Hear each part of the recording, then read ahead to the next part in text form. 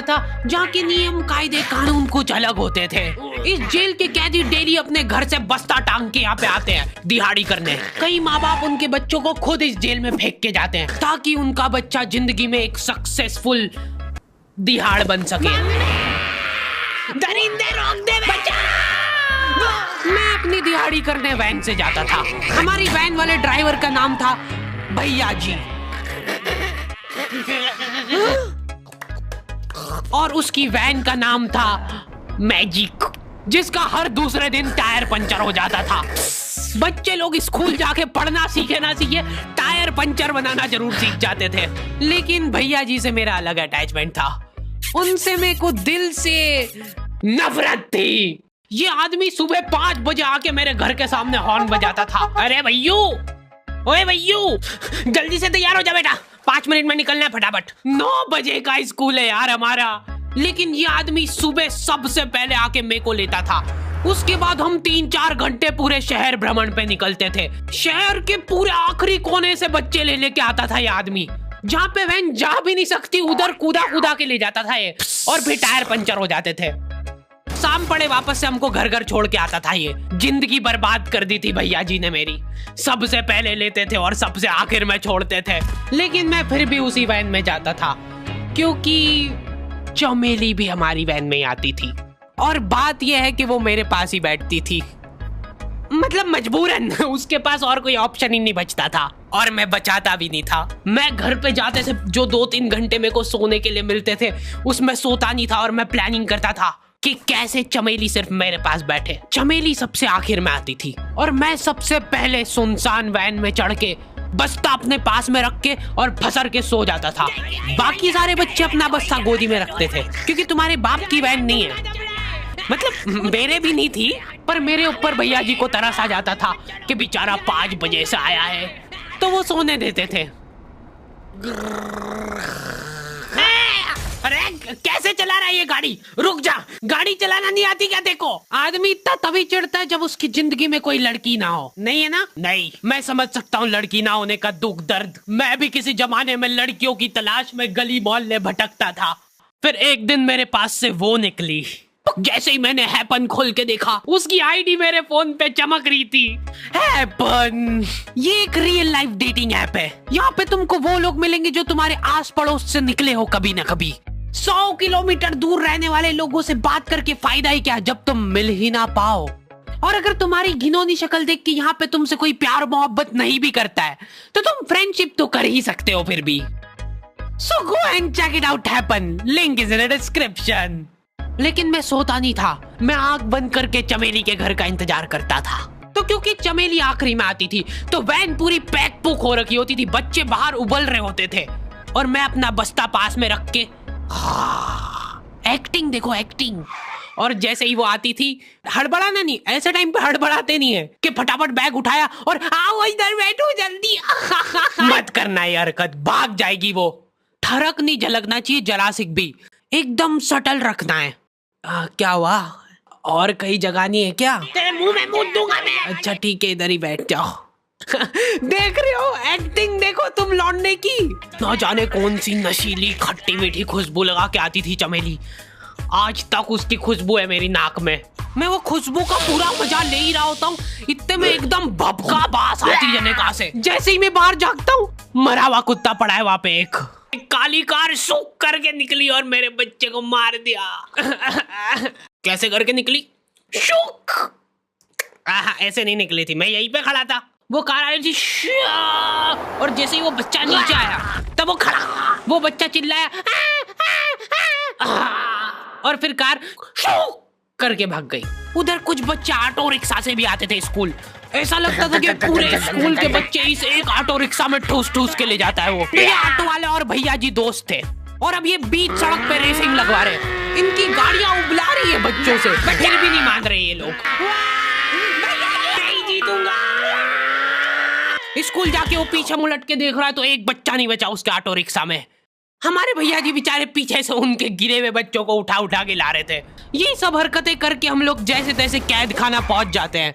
सुबह 5 बजे से निकलने के बावजूद हम लोग लेट पहुंच रहे हैं। वहाँ पे पहुंच के हमने देखा कि 4 लौंडे मरे हुए पड़े हैं। जिनको डॉन ने मारा है। डॉन हमारे स्कूल की इंचार्ज थी। डॉन का कद छोटा था और पेट मोटा था, और आश्चर्य की बात यह है कि समय के साथ उसकी हाइट कम हो रही थी। मतलब बड़े नहीं बड़े वो चलता एक बार को, पर इसकी कम हो रही थी।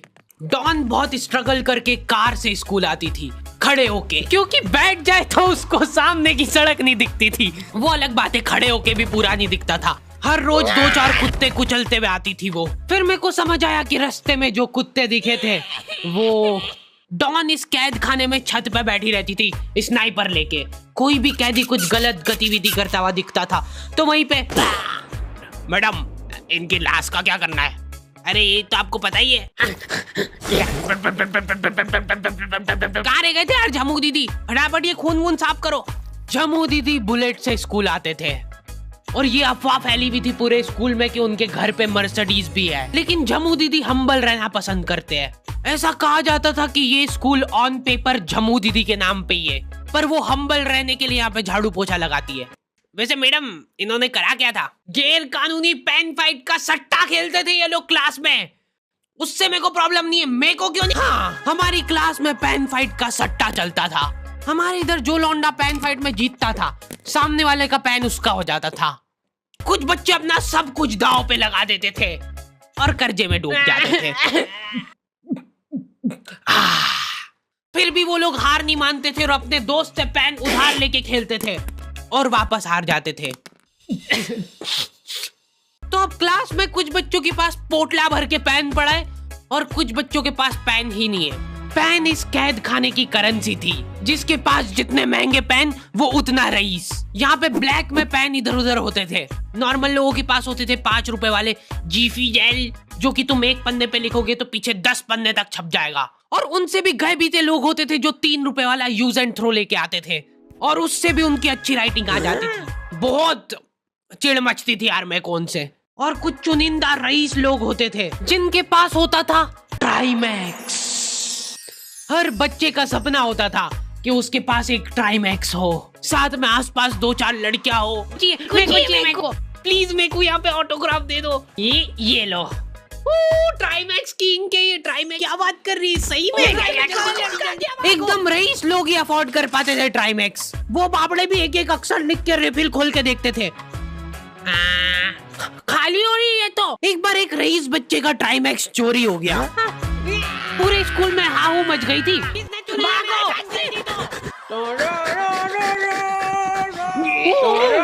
देखो, उस दिन हमको पता चला कि वो आदमी दौड़ भी सकता है। हमारे स्कूल में कुछ भी कांड हो रहा है, ये आदमी सबसे पहले दौड़ के आएगा, पूरा बैग खोल चोर, और बच्चों के बैग चेक करेगा। स्कूल वालों को भी इसकी सैलरी देते वक्त सबसे ज्यादा आग खरती है। सैलरी किस चीज की? इस आदमी की शक्ल देख के ऐसा लगता था कि ये स्पोर्ट्स की आड़ में वैन वालों के साथ मिलके बच्चों की स्मगलिंग करता है। इस महान आदमी का नाम था भूषण। इसने अपनी जांग पे टैटू करा रखा था, भू अलग जांग पे, सड़ अलग जांग पे। सर कल से खो खो खेलने के लिए कितनी बजे आना है?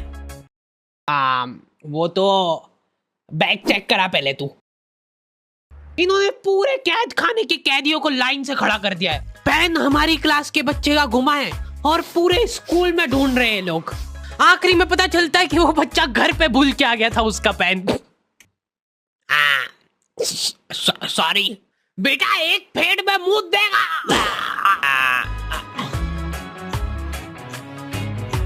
ऐसे तो नमूने बच्चे थे हमारे स्कूल में, और टीचर लोग उनसे भी गए बीते थे। हमारे स्कूल में टीचरों को उनके नाम से कोई जानता ही नहीं है। बच्चों ने उनकी हरकतों के अनुसार टीचरों के नाम रखे हुए। हमारे इंग्लिश वाले टीचर का नाम था छोटा भीम।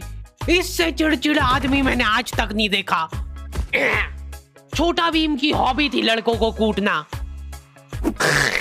उस बेचारे की हाइट छोटी थी तो बच्चे के मुंह तक उसका हाथ ही नहीं पहुंचता था। बेचारा ऊंचक उचक के मारता था, फिर भी कमर तक ही हाथ पहुंच पाता था उसका। एक पॉइंट पे मेरे को ऐसा लगने लग गया था कि उसको सैलरी लड़कों को कूटने की मिल रही है। कभी किसी बच्चे को बहुत ज्यादा मार दिया, घायल हो गया वो बेचारा, ये लो आपका एक्स्ट्रा बोनस। होमवर्क तुम्हारा बाप करेगा क्या? सर मेरे पापा मर गए थे। तू भी मर जा। ये लो। अरे वाह, नहीं चल रही, सांस तो नहीं चल रही है।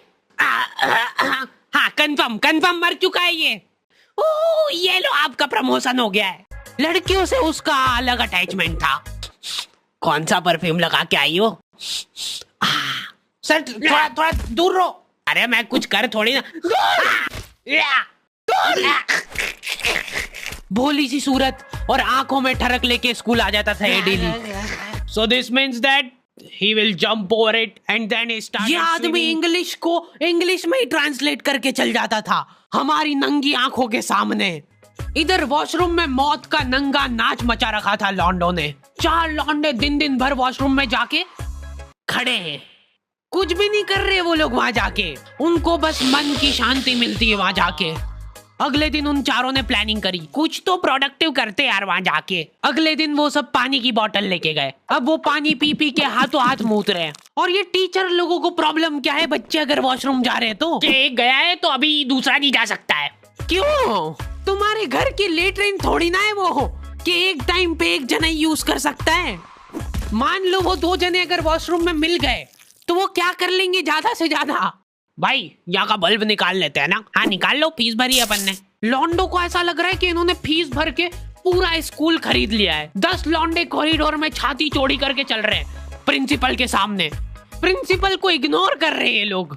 इनको ऐसा लग रहा है कि इन्होंने फीस भर दी है तो प्रिंसिपल इनके पैर पड़ेगी। उनमें से आधों ने फीस भरी भी नहीं है। हमारा स्कूल बिल्कुल सेफ नहीं था। हमारे वॉशरूम में चोरियां हो जाती थी यार। बल्ब चोरी करने के बाद सब लोग अंधेरे में मूत रहे एक दूसरे के जूते पे। उधर कर। उसके बाद पूरे वॉशरूम में कुछ दिख नहीं रहा है चोरी करने का। तो ये लोग हाँ नल उखाड़ के ले गए। नल कौन ले जाता है? कभी वो मछली वाले साबुन चोरी हो जाते थे, कभी ये फिनाइल की सफेद गोली को माउथ फ्रेशनर समझ के खा जाते थे। भाई इसको चबा मत, इसको चूस, ज्यादा देर तक चलेगी ऐसे। ठंडक हो रही भाई, ठंडक।